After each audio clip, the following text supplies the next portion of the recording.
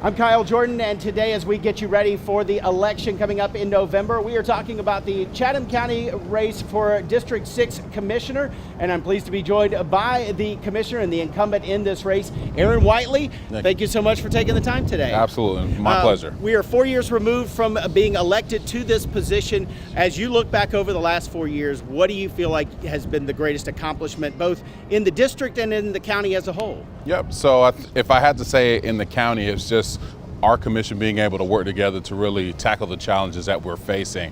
As it relates to the district, one of my favorite pieces is that we have selected the South Chase site to put the regional athletic facility, which is a SPLOST 7 project, which is a means for us to engage our youth in our community, also a means to generate some opportunity for youth to see big tournaments, whether it's volleyball, basketball, indoor sports. So I'm very proud of that because the county does not have much of a footprint on the south side. So us choosing the South Chase site is huge. What is this election in 2024 about to you? I think it's about preparing for the growth that's here. Not even ahead of us, it's here.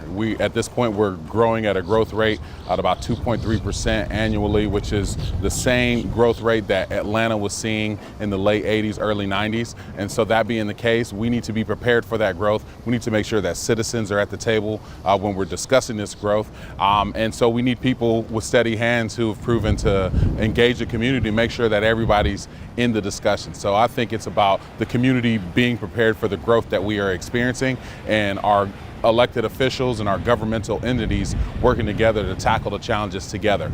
You talked about the accomplishments over the 4 years. Looking ahead, what are the biggest issues? We'll start with the 6th district. What are the biggest issues you see in the next 4 years? Yeah, so one of the big issues we have at this point is homelessness, and more so public vagrancy. Homelessness is a reality, but vagrancy is something that can be controlled. And so how are we going to work with our homeless community and getting them the wraparound services they need?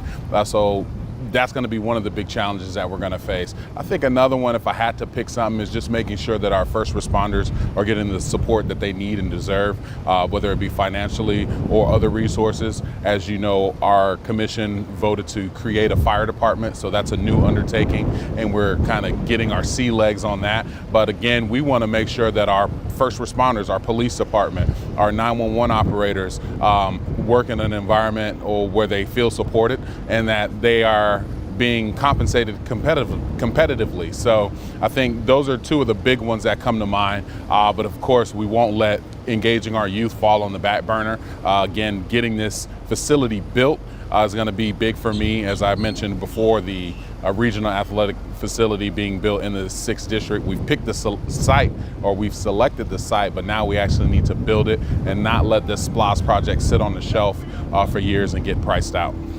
Infrastructure, I know, is always a topic of discussion. We saw coming after Tropical Storm Debbie how quickly things can change in neighborhoods and sometimes getting around, and we saw it in your district as well. Where does that fall in line of priorities in trying to make sure that we're looking at the problems that were created and how do we fix those things looking ahead? Yeah, so that's definitely as one of those items on the top of the list. The challenge with our infrastructure woes is that we have to work within the 6th district.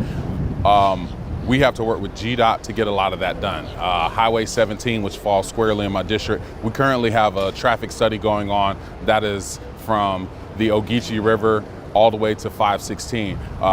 Highway 204, which is another state route.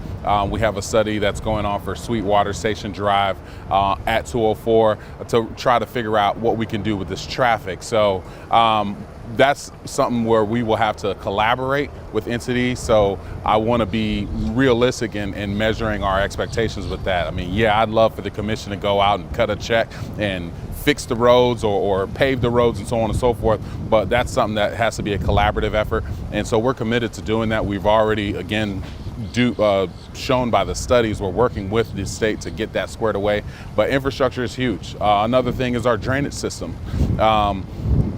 We have a drainage basin study that's going on right now. I applaud our chairman for his leadership in finding us money for some of these things because as we know, we're a coastal community, and drainage, a lot of this rainwater that is that falls in the counties to the north of us and to the west of us, it flows right back through here to make its way out to the ocean. So we have to make sure that we are doing what we can to manage our drainage basins and our stormwater channels, so as to not affect negatively our community. So again, a lot of big undertakings, but it's going to take a lot of collaborative effort to do so.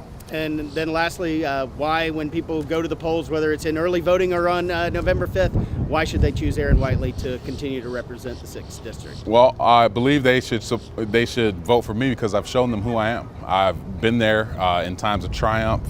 I've been there in times of challenge. When Hurricane Debbie came through, I was boots on ground, delivering water, making sure that our citizens had what they need. Whenever it came to the discussion about a fire department and how we can't leave people's public safety to a third party, I was honest with them about that, and I pledged to continue to do that. At the end of the day, we need steady hands at the wheel at this point. The growth that we're experiencing is something that is unparalleled. This is something that we haven't experienced before, and as a certified county commissioner by the UGA's Carl Vinson Institute of Government, I'm prepared for those challenges and also prepared to work with my colleagues on both sides of the aisle, as I've shown, to get things done to protect our citizens and to prepare us for that growth.